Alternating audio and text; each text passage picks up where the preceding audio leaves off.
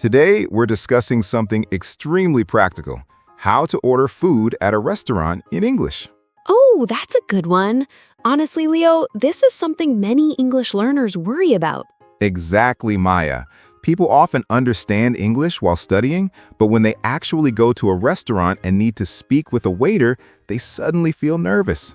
Yes, and sometimes they panic and forget even the simplest sentences. That's true, but don't worry. Ordering food in English is actually much simpler than people think. Absolutely. And today, we're going to walk through the whole situation step by step so our listeners can feel confident the next time they visit a restaurant. So, Maya, let's imagine we just walked into a restaurant. All right. I'm already hungry just thinking about it. Same here, Maya. The first person we usually meet is the host or hostess, Right. And they might say something like, "Hello, how many people?" which simply means they want to know how many people are in your group. If you're alone, you can say, "Just one, please." And if you're with a friend, maybe someone like you, Maya, I'd say, "A table for two, please." Exactly, Leo. And if there are more people, you could say, "Table for four, please." Using the word please always makes your request sound more polite. Yes, politeness is very important in restaurant conversations, After that, the host might say, "Right this way." which means they want you to follow them to your table. Once you sit down, a waiter or server usually comes over. And the first question is often, "Can I get you something to drink?" Maya, what would you order? Probably lemonade. So I'd say, "I'd like a lemonade, please." Nice choice. I'd probably say, "I'll have a glass of water." The phrases "I'd like" and "I'll have" are very common when ordering. Yes, and they sound natural and polite. After bringing the drinks, the waiter will give you the menu.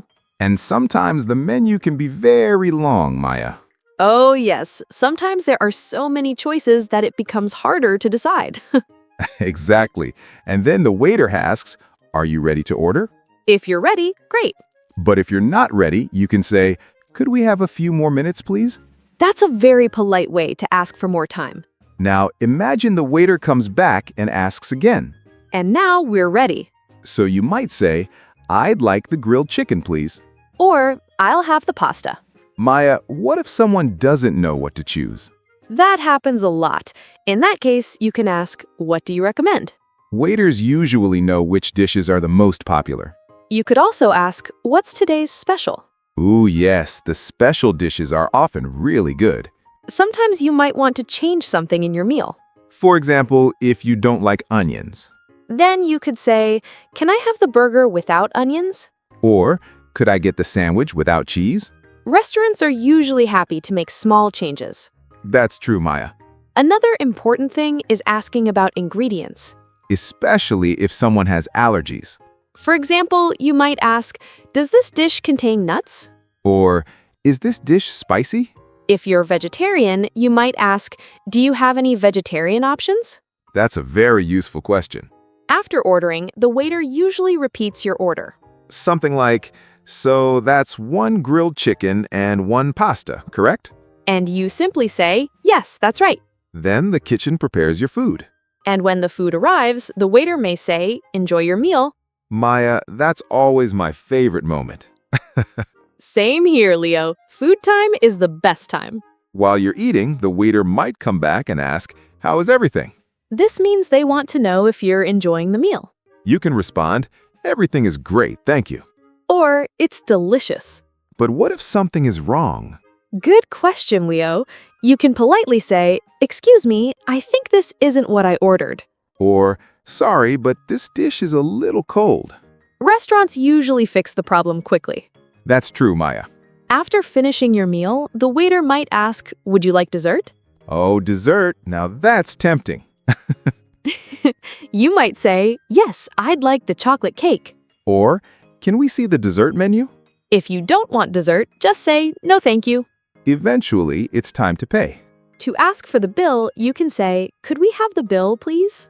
In the United States, people often say the check. But in many other places, people say bill. After paying, it's polite to say thank you. Maya, there's another situation that happens quite often in restaurants.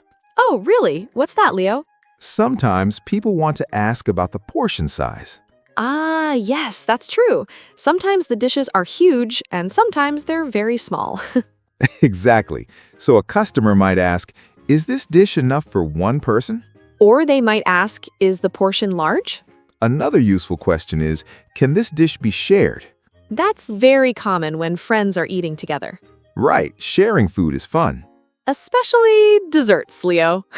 I knew you were going to say that, Maya. Also, sometimes customers want to ask how the food is cooked.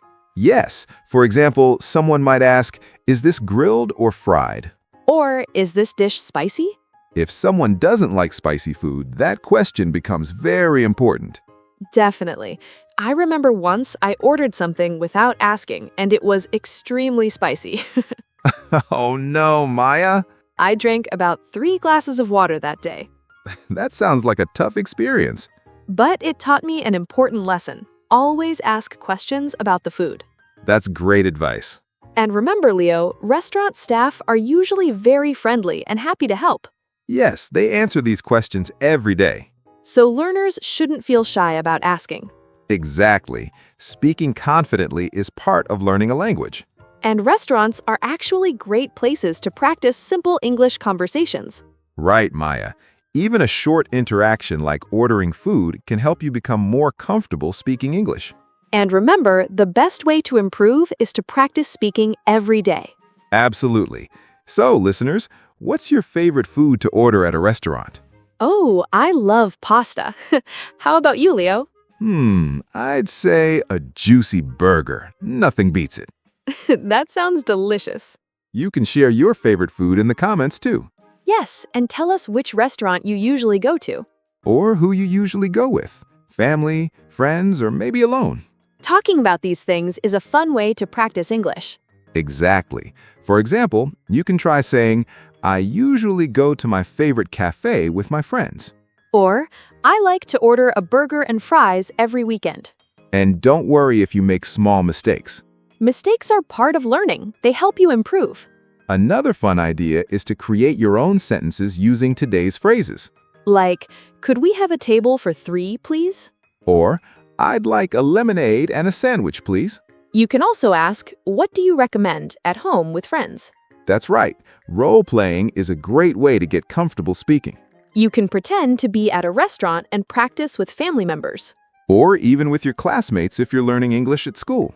And don't forget to use please and thank you. Politeness always helps. Oh yes, Maya. Those words make your English sound natural and friendly. Another tip is to listen to native speakers, like in movies or podcasts. Like our podcast. Yes, Leo. Following conversations helps you pick up natural phrases. And it's okay to pause and think before you speak. Exactly. You don't have to rush. Try to remember the key phrases from today, like, I'll have the pasta, or could we have the bill, please? And practice them until you feel confident. Also, when you go out next time, notice how waiters speak politely. Mimicking those sentences will help you sound more fluent. And don't forget to smile. It always makes communication better.